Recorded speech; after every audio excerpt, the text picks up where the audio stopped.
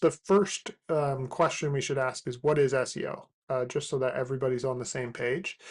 So here's a quote from Neil Patel, definitely a leader in the SEO industry, and a big voice.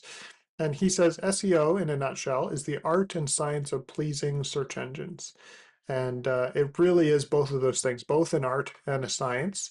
There's art in the actual content creation of it, but then there's the science, of course, of the data behind it. And so we're going to kind of look at both things. But essentially, SEO is just a practice of making your website easier to find on Google and other search engines, mostly Google, of course, and doing this by improving the content, the site structure, so that it shows up for people searching for topics related to your cause. So that's kind of SEO in a nutshell, so we're all aware.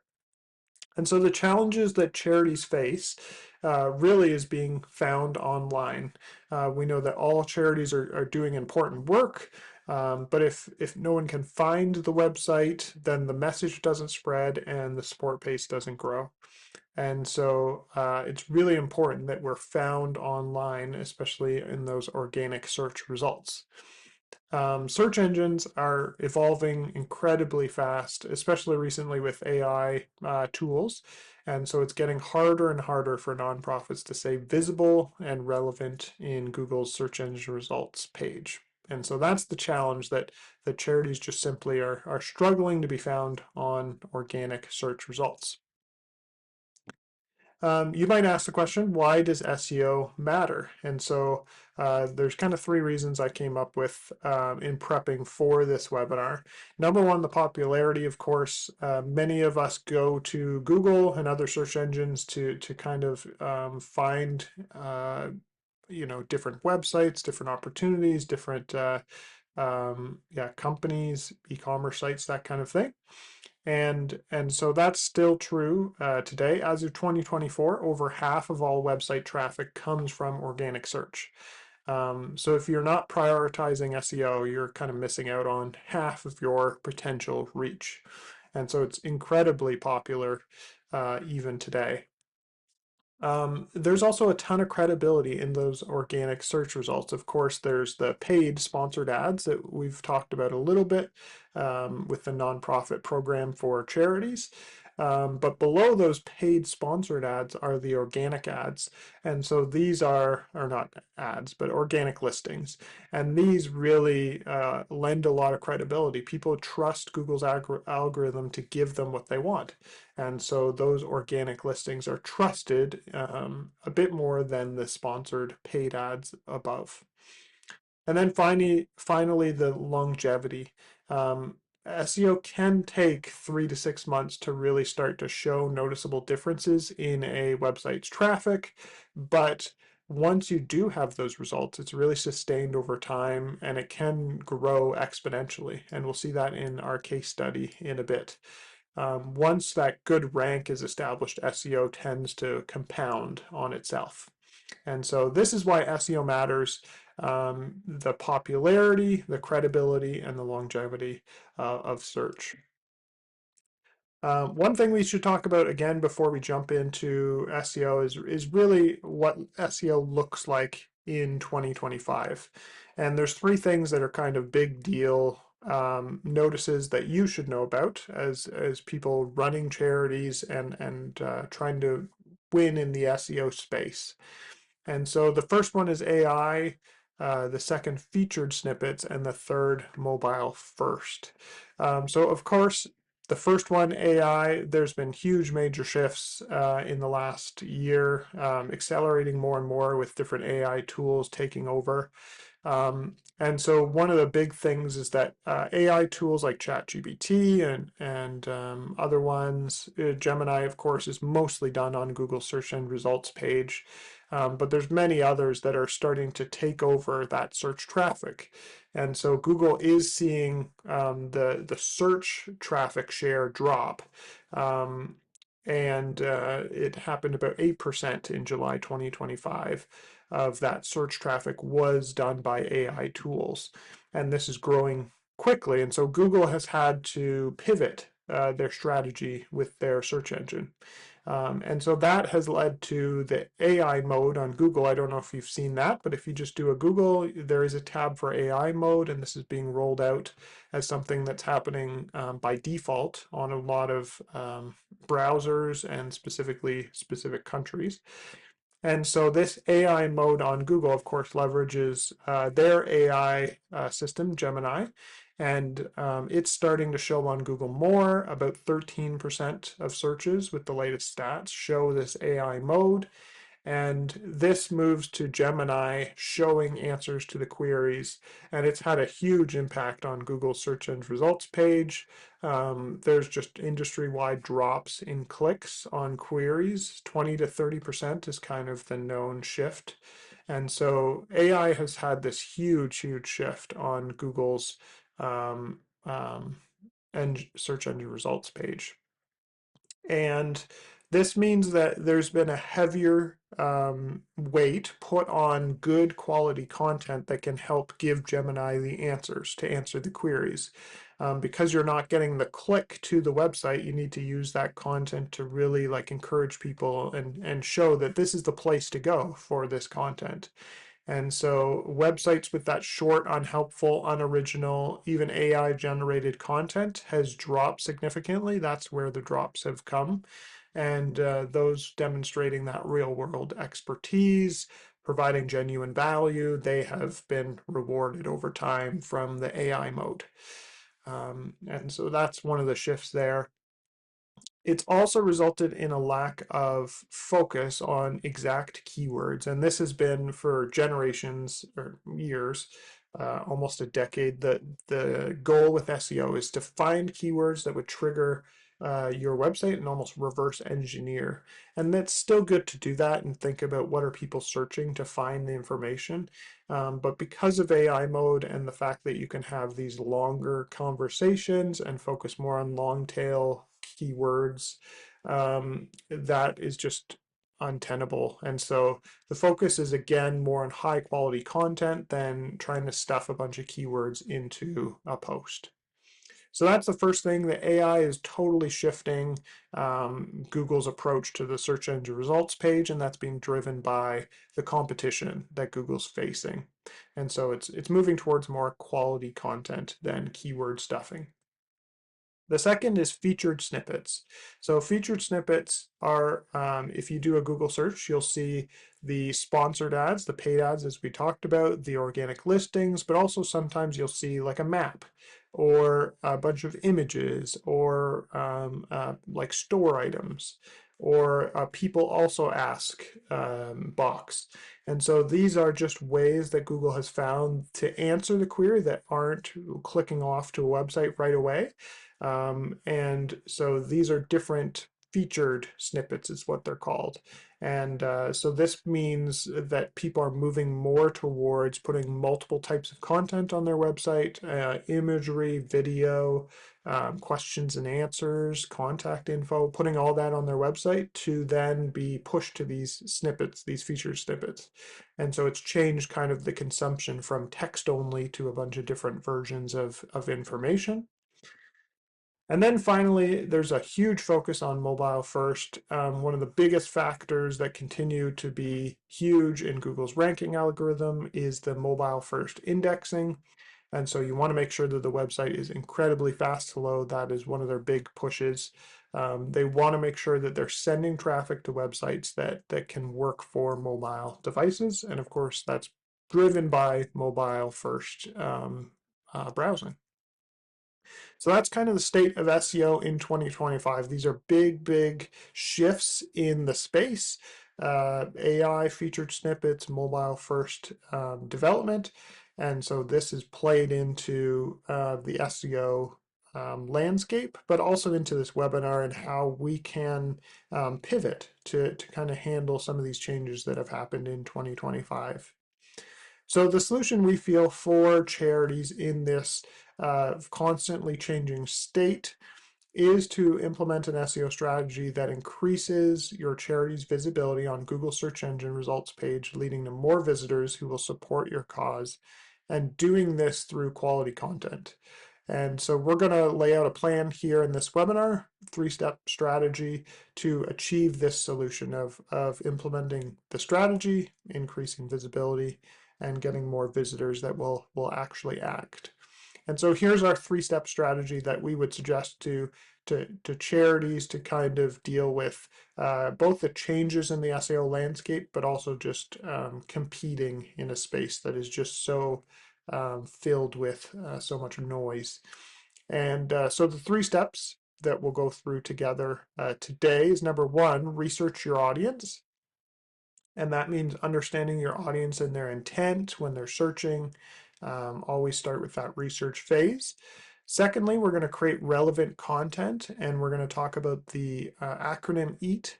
But that's what the idea of that Google's pushing now, and especially with AI, is that idea of creating relevant content.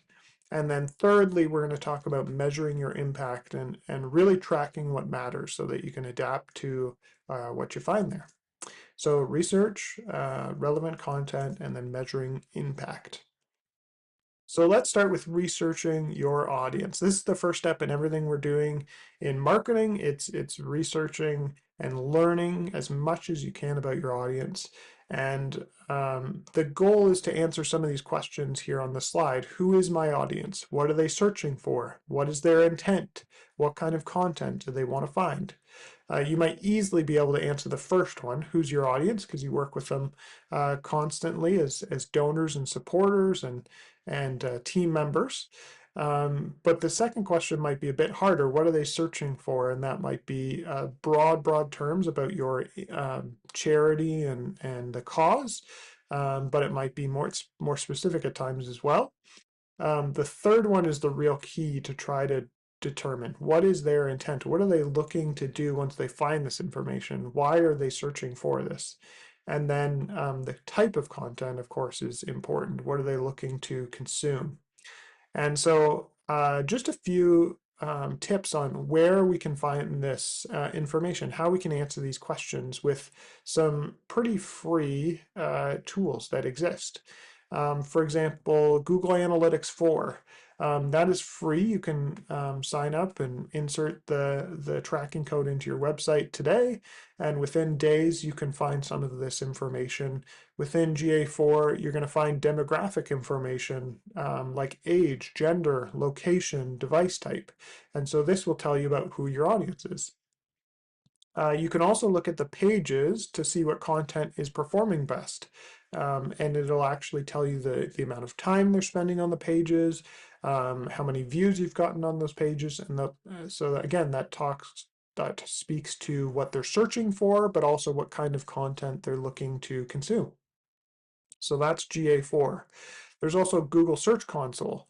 And so Google Search Console, again, is one of Google's free products.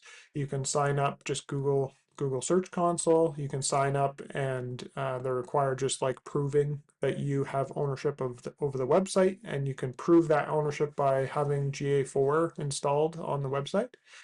But Google Search Console is amazing for search engine optimization. And so you can look at what's called a search term report, and that shows you what people are actually searching to find your site. And you can also look at the actual click-through rates to see if your page titles, your descriptions, those like meta tags that show on the search engine results page, if they're actually interesting users, if they're actually causing people to click through. And so again, this can give you an idea of what are people searching, what's their intent, what kind of content are they looking for.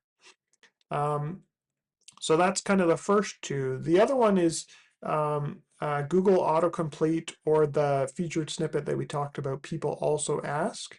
But what you can do is go to Google and just start typing big topics related to your cause and look at what Google would suggest in that drop-down, the autocomplete, but also look at what is suggested in the people also ask box. And that will kind of tell you some of the keywords or the ideas or topics that people are searching around your cause. And it's a really cool and free way to kind of look at how Google thinks about your topic and your your niche within the charitable space. And so that's again another focus, another free tool that you can use. Other tools less known, obviously social media, they have a ton of insights in there, so you can see your demographic information there. You could review kind of what social post topics are performing better through likes, shares, comments. And you can also use surveys or polls. Often you can just ask users directly via social media polls or surveys through email marketing and say, like, what do you want to see more from us in the space? What are you interested in hearing about? And that can drive some of that information too. But all these tools are meant to discover who your audience is and what they're searching for. What's their intent? Because of course, if we're trying to reverse engineer creating information that will be found so that people can find our cause, we want to write the content that matches their query. And so we're really trying to determine what are the questions from the answers that we're given and reverse engineer it that way. And so this is the first step.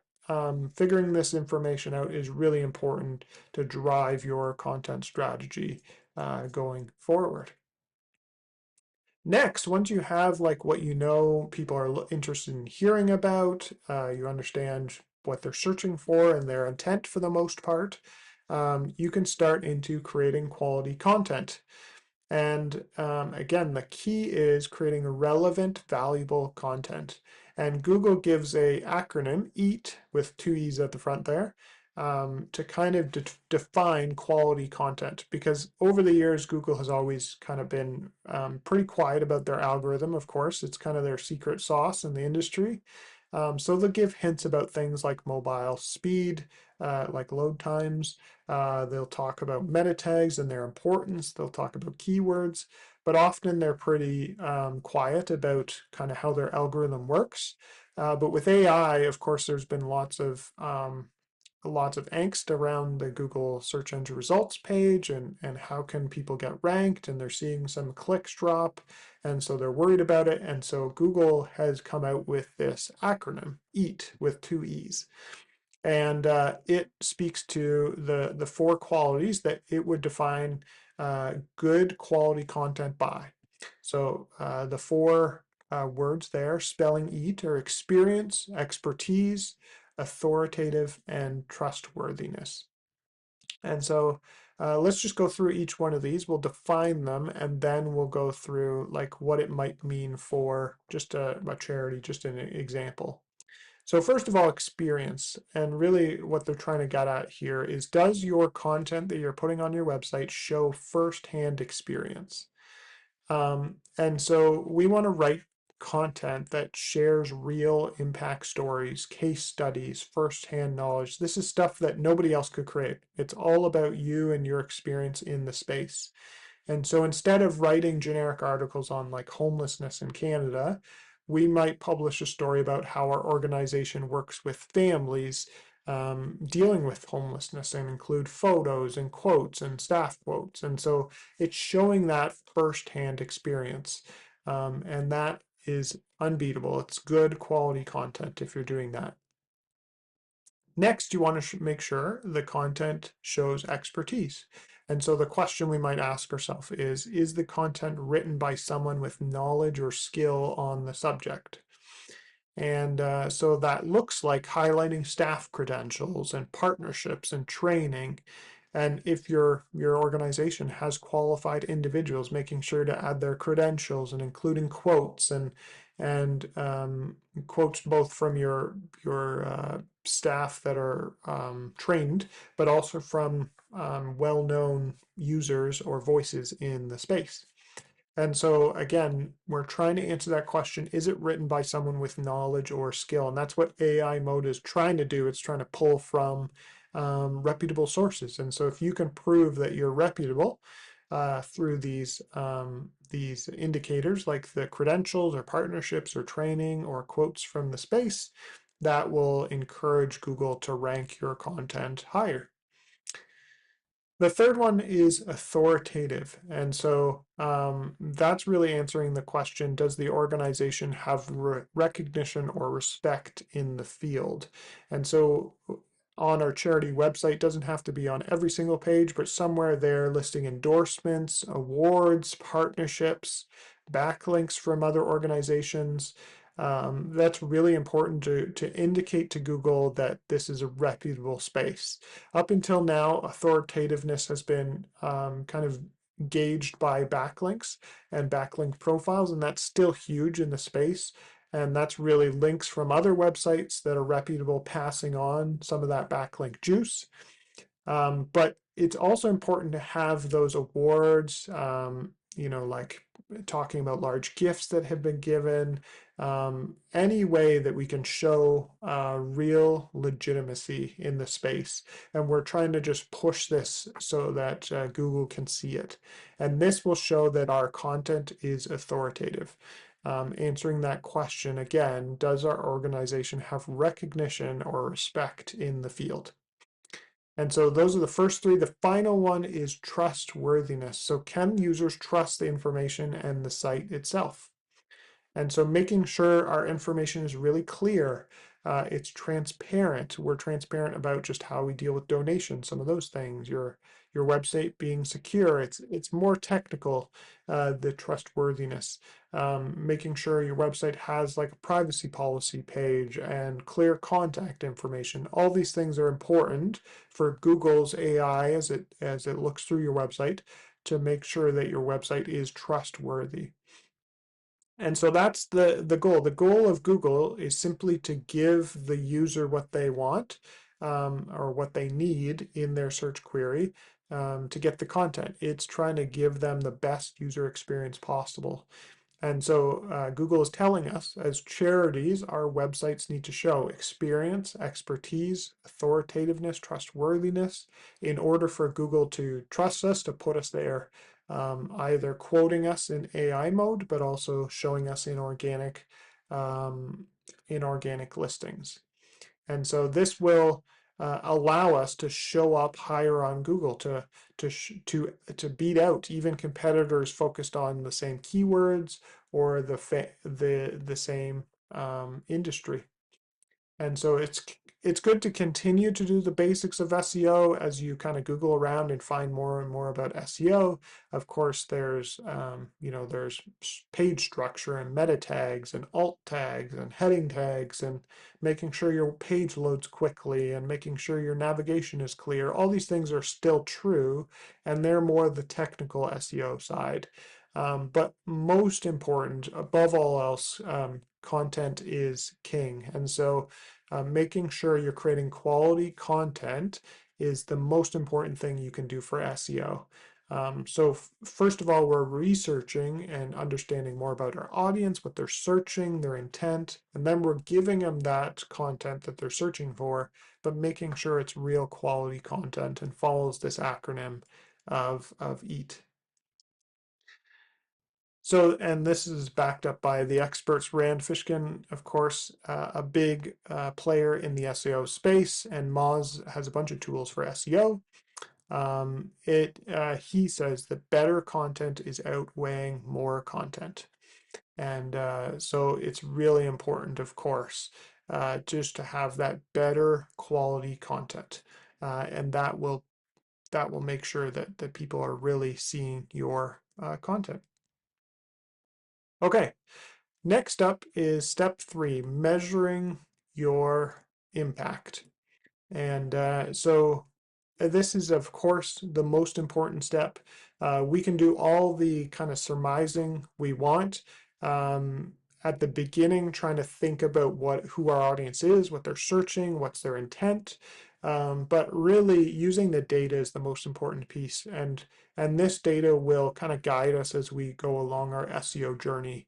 And try to learn more and more about our audience and what content is providing the best result. And so these are some things just to think about to track progress. And we'll talk about how you can actually do this and measure this as a charity with some free or pretty cheap tools. And these are all really, really key indicators to determine how your SEO strategy is doing.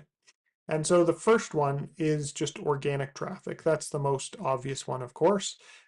We can look at GA4, Google Analytics 4, and go to our traffic report, and you'll see like one of your probably most prominent ways that people get to your site is called organic search. And so that basically determines how your SEO strategy is doing well. If the traffic and organic traffic is up, that's good, and if it's down, it's bad. And you can compare month to month or year to year just to see how you're doing. And so that's obviously the highest level and the most relevant to kind of the overall strategy. But the second one is a bit harder. So this is position ranking. And this basically tells us where our website shows up on Google search results for a given keyword. And so when we type in a specific keyword into Google, the higher we rank, of course, the more likely people will click on through to our site.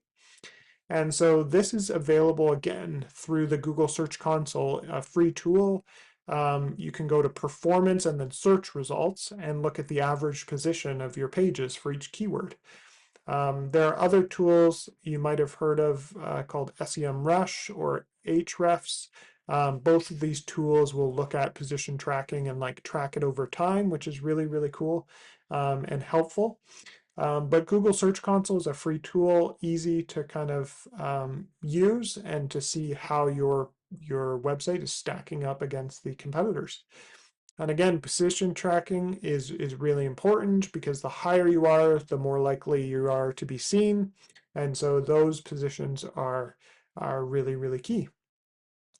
Thirdly is domain authority, and we talked about this a little bit, but the idea of backlinking is still important. This is links back from other sites to your site. And so domain authority is generally a score that's created by SEO companies, not Google themselves, but it predicts how likely your website is to rank compared to others, and shows your overall reputation, that authority score that we talked about in the EAT acronym. And so there's a free tool by Moz. We just read a quote by the co-founder of Moz, Rand, but Moz has a free domain authority checker. If you want to just Google that, domain authority checker, and you can put your website in and it will show you your domain authority. And that's based on the number of backlinks you have to your website. And so the higher that number is, the more likely you'll be able to rank for some of these keywords. And it allows you to actually get into more of the competitive keywords as you rank more and more. So domain authority is, again, just the measure of authoritativeness of your website. The next one that I wanted to highlight is engagement rates. So SEO is great at driving traffic to your website, but if they're not actually spending time on the site, it's not going to be beneficial in general. And also, Google does take into account engagement rates, either like directly or kind of secondarily. And so that's the goal with measuring the engagement rates is trying to keep people on the site the most. And so you can see that again in GA4, Google Analytics 4. It's a free tool, and you can check the engagement rate in the engagement overview report. And that will show you each page and then the time spent, and then the engagement rate is a percentage of people who have spent a good amount of time engaging with the content. So that kind of gauges how they're spending time and energy on the actual page.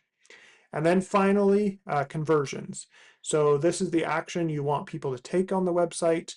For example, making a donation, signing up for a newsletter, filling out a volunteer form. And so this is important, of course, because traffic is nice, but the conversions really, really matter. And it shows when visitors are actually supporting the cause. And so Google Analytics 4, again, free tool, can set up events for key actions and conversions. And you can see this in the engagement conversion report. And so all these measurements, metrics, you can track over time. You can kind of write them down, put them in a spreadsheet, and these will determine how you're doing over time with your SEO strategy.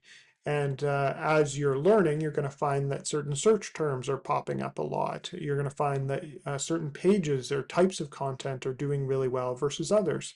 And so this will lead you on your SEO strategy. It'll lead you to change the content that you're creating and the type of content you're creating, and will help you with these metrics over time. So just to give you an idea of how this works in the real world, a case study about GBCC, Guelph Bible Conference Center. It's a Christian camp in Guelph, Ontario. It's a charity. They do amazing work there just with kids camps and rentals and events.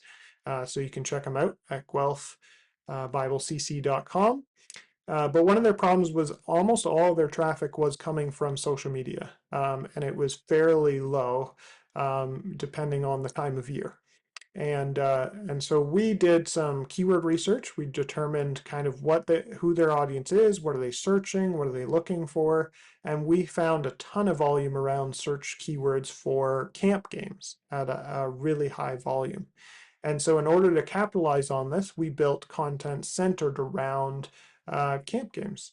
And so we launched a page, 18 camp games with no equipment, and we launched that in October 2021. And so within months, that page was registering with constant visits from users around the world. In August 2025, this page registered, I just checked these stats, 1,900 views from 1,590 users. And it accounted for 35% of the organic traffic on the website, with the homepage being only 15. And users spent 1 minute and 13 seconds, which doesn't sound like a lot, but online is almost an eternity. And so this really works. It really works to create valuable content. The pages are long, they're detailed, they have FAQs, and they really answer the query that people are looking for. And so it really does work to have a SEO strategy of good quality content. So to compare what no SEO strategy looks like, it looks like that mission that's invisible online, constantly relying on ads to get that traffic, even missed opportunities because organic search drives over half of web traffic today. But also a successful strategy in comparison, increased organic traffic over time, gaining that momentum, compounding on itself, more visibility in Google, and starting to show up in some of those AI-powered searches. Growing that domain authority score, because as we create good quality content, people will want to link to it and say this is a place to go to learn more about this. And then, of course, over time, more donations, signups, impact with a bigger and bigger opportunities. So there you go.